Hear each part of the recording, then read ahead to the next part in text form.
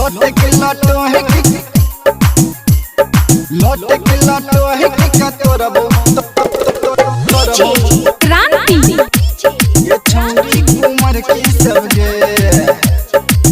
Mother झड़ गया लोगे लब भी हल्की सबगे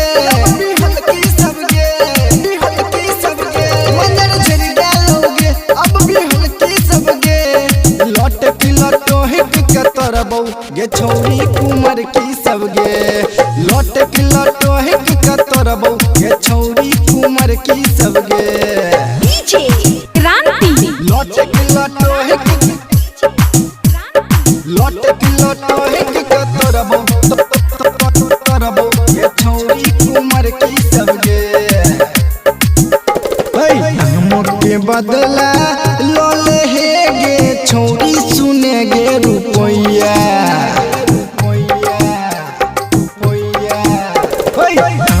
के बदला लोले हेगे छौरी सुनेगे रुपैया एको बेरी जे कहबे हमरा तोरै छे टुकला भैया मजर झड़ गया लोगे लब भी हल्की सबगे लट की लटो है कि तोरबो ये छौरी कुमार की सबगे उछल के तोरबो ये छौरी कुमार की सबगे क्रांति लोटे के लटो है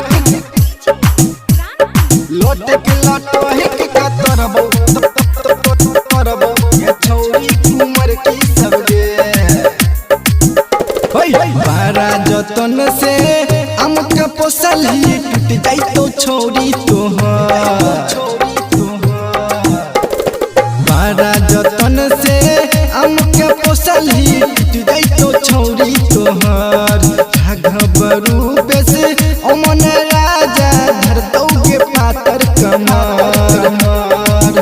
मजर झड़ गया लोगे लब भी हल्की सबगे लट की लटो है कि तोरबो ये छौरी कुमार की सबगे उछल के तोरबो ये छौरी कुमार की सबगे। Recording studio Kishanpur.